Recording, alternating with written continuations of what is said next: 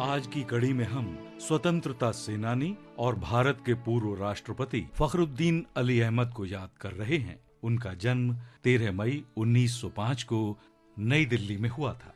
1925 में जवाहरलाल नेहरू से मुलाकात के बाद वो इंडियन नेशनल कांग्रेस में आए और स्वतंत्रता संघर्ष में शामिल हो गए।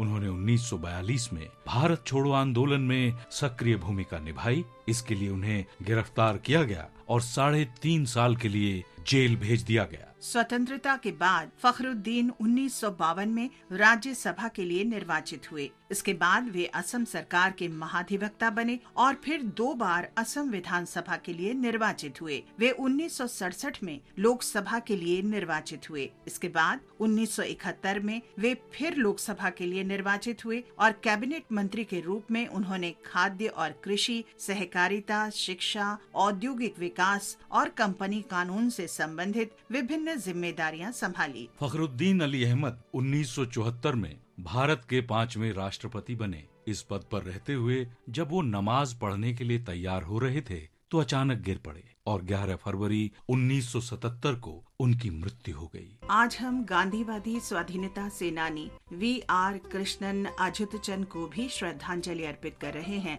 उनका निधन 13 मई 2004 को हुआ था। मलयालम और अंग्रेजी भाषा के प्रतिभावान लेखक कृष्णन कोचीन स्टेट प्रजा मंडलम के संस्थापक महासचिव थे। ये भारत की स्वतंत्रता से पहले कोचीन रियासत में कांग्रेस पार्टी की राजनीतिक इकाई थी। वे दीनबंधु समाचार पत्र के संस्थापक संपादक भी थे। उन्होंने कांग्रेस पार्टी को सही अर्थों में अपने क्षेत्र में जन जन की पार्टी बना दिया था। वी.आर. कृष्णन अझुतचंद का जन्म 25 अप्रैल 1909 को त्रिशूर के अवेनिसेरी में हुआ। वो 1925 में त्रिशूर में महात्मा गांधी के साथ बैठक के उपरांत स्वतंत्रता संघर्ष में शामिल होने के लिए प्रेरित हुए। कोचीन के राजा की संप्रभुता समाप्त करने और उत्तरदायी सरकार की स्थापना के उद्देश्य से 9 फरवरी 1941 को प्रजामंडलम की स्थापना की गई। जनवरी 1942 में प्रजामंडलम ने इरिंजालाकुडा में पहली वार्षिक सभा आयोजित करने का फैसला किया। दीवान A.W. डिक्सन ने प्रजामंडलम की गतिविधियों से राजा के प्रति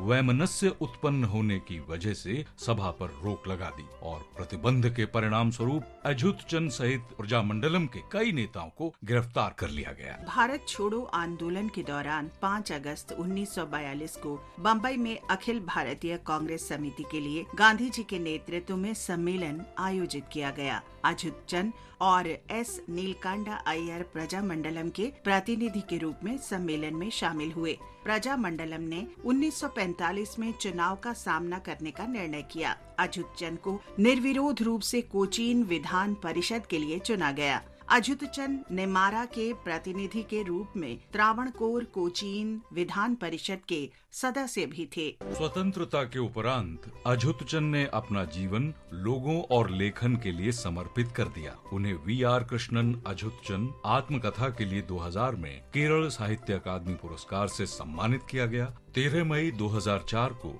वी.आर. कृष्णन अझुतचंद का निधन हो गया। महान राष्ट्रवादी नेता को हमारा नमन।